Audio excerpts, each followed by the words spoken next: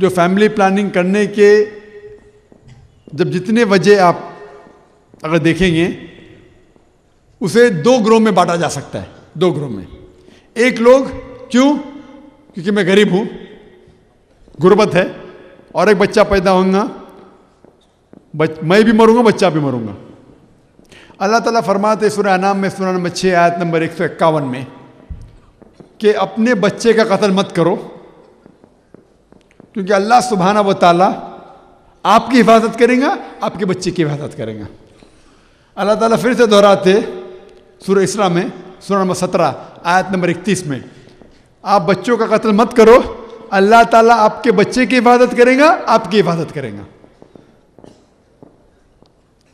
اوپری طور سے تو دونوں آیت ایک جیسے ہیں, غور سے دیکھا جائے گا دونوں میں فرق ہے. پہلی آیت میں اللہ تعالیٰ فرماتے ہیں اللہ تعالیٰ آپ کو دیکھے گا, آپ کے بچوں کو دیکھے گا. دوسری آیت میں فرماتے ہیں اللہ تعالیٰ آپ کے بچوں کو دیکھے گا, آپ کو دیکھیں گا, آپ کی حفاظت کریں گا. آرڈر ترتیب ہے اس کو بدلا گیا ہے. اللہ سبحانہ و تعالیٰ کوئی بھی وجہ کے کچھ نہ کچھ وجہ ہوں گی, اس لیے ترتیب بدلی نا. یہ پتا چلتا ہے کہ پہلی آیت جو ہے سورہ انعام کی سورہ 6 آیت نمبر 151 یہ خصوصاً غریبوں کے لیے ہے کہ میں فیملی پلاننگ کرنا چاہتا ہوں, کم بچے رکھنا چاہتا ہوں, میرے کھانے کے وعدے ہیں, اور ایک بچہ پیدا ہوگا تو میں بھی مر جاؤں گا, بچے بھی مر جائیں گے. اللہ تعالیٰ فرماتے مت ڈرو, اللہ تعالیٰ آپ کی حفاظت کریں گا, آپ کے بچوں کی حفاظت کریں گا. تو پہلی آیت ہے خصوصاً غریبوں کے لیے.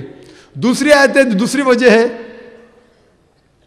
جو لوگ فیملی کرنا چاہتے ہیں, فیملی پلاننگ, ماشاءاللہ بہت پیسہ ان کے پاس, پیسے کی کمی نہیں, لیکن وہ چاہتے ہیں اپنے بچوں کو ڈاکٹر بنائیں, انجینئر بنائیں. زیادہ کم بچے ہوئیں گے تو زیادہ توجہ ہوئیں گے بچوں پہ, تو بچوں کو اور بڑھیا تعلیم دیں گے. تو اللہ تعالیٰ فرماتے فکر مت کرو, اللہ تعالیٰ آپ کے بچے کی حفاظت کریں گا, آپ کی حفاظت کریں گا. ترتیب بدلی جاتی. تو فیملی پلاننگ کے جتنے وجہ ہے اس کو 2 گروہ میں بانٹا جا سکتا ہے. پہلا ہے غربت, دوسری ہے بچوں کی اچھی تعلیم, اچھی پرورش. کبھی بھی کوئی بھی مشکلات آتے ہیں اس کو جڑ سے حل کرنا چاہیے, اوپری طور سے نہیں. اس کی وجہ جاننا چاہیے. اگر غربت وجہ ہے, غربت وجہ ہے تو غربت کو ہٹاؤ نا. اگر غریبی پرابلم ہے تو غریبی کو ہٹاؤ. غریبی ہٹانے کے لیے اسلام کا اصول ہے زکوٰۃ دو.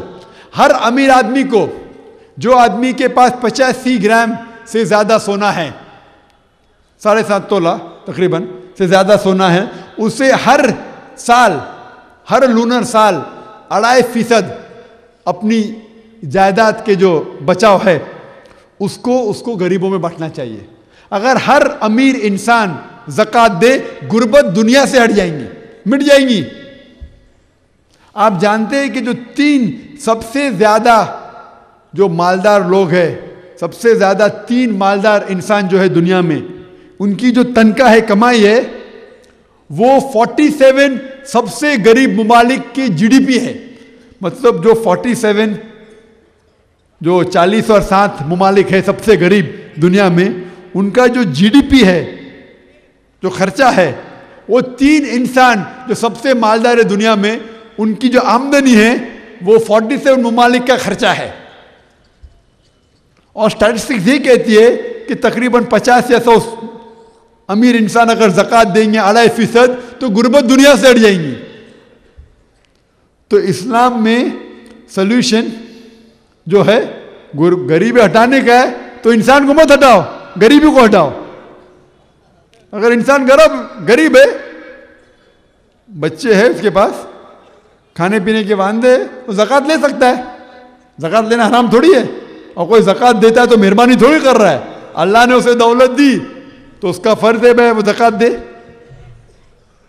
دوسری وجہ جو لوگ کہتے کہ فیملی پلاننگ کرنا چاہتے, میں چاہتا ہوں کہ جیسا اس کے دوست نے کہا, خاندان کی ترقی, کم بچے ہوئیں گے تو میں بچے کو ڈاکٹر بناؤں گا, انجینئر بناؤں گا. آپ جانتے ہیں کہ میں میرے والدین کا 5واں بچہ ہوں. اگر میرے والدین فیملی پلاننگ کرتے تھے تو میں آج دنیا میں نہیں ہوتا تھا. 5واں بچہ ہوں, 5واں. اللہ کا فضل ہے, میں ڈاکٹر ہوں. معاشرے میں ڈاکٹر کی سب سے زیادہ عزت ہے کہ نہیں؟ ہے نا, سب سے زیادہ عزت ہے. 5واں بچہ ہوں, ڈاکٹر ہوں. الحمدللہ معاشرے میں ڈاکٹر کی عزت ہے. مجھے یہ پتا چلا کہ ڈاکٹر سے بھی اچھا پیشہ ہے وہ دائی کا.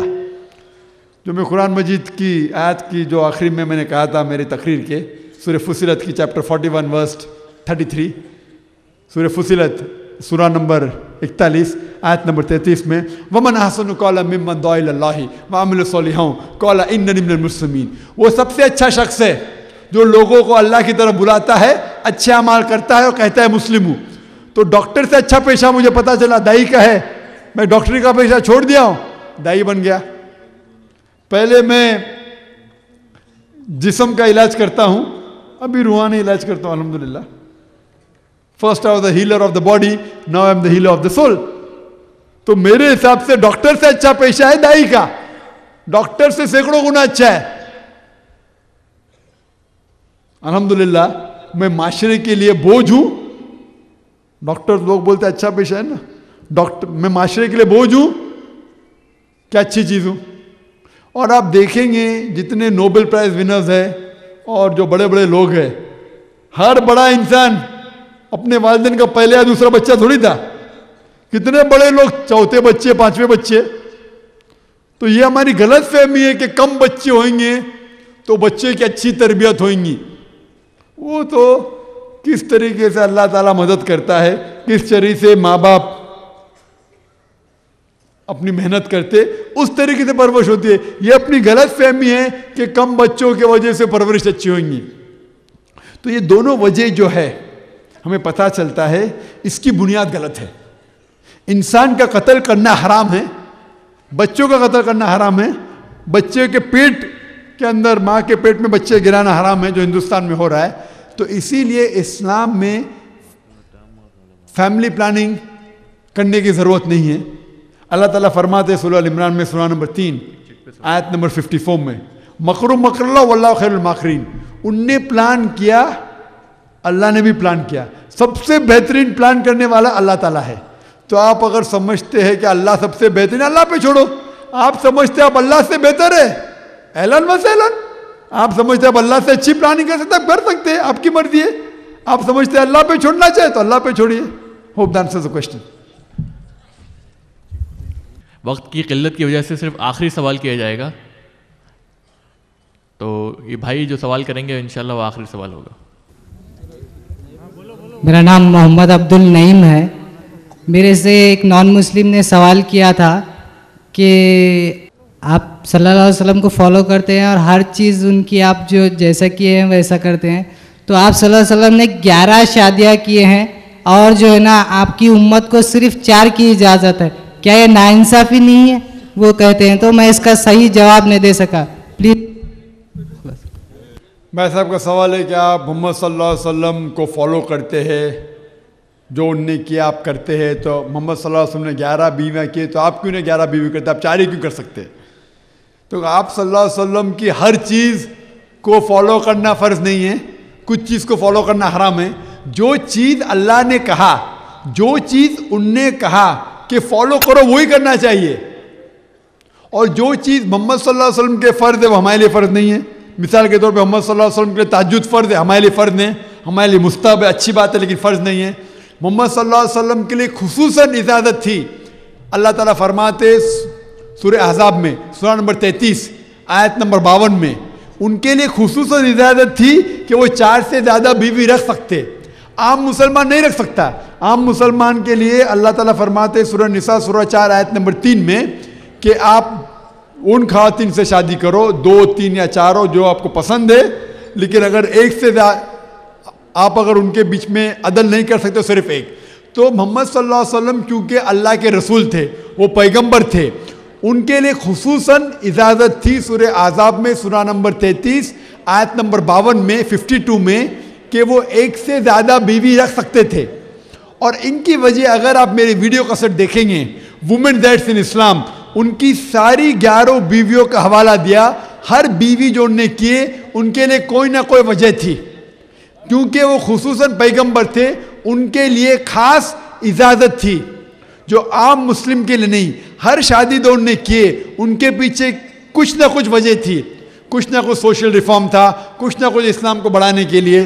ڈیٹیل میں آپ آنسر چاہتے ہیں, میری ویڈیو کو سے دیکھیے, وومنز رائٹس ان اسلام. اس میں ہر شادی کا میں حوالہ دیا ہوں, ہر بیوی کا نام کہا گیا ہے اور اس کی وجہ بھی کہی گئی. اس سے یہ پتہ چلتا ہے کہ ان کے لیے, کیونکہ وہ پیغمبر تھے, ان کے لیے خاص اجازت تھی.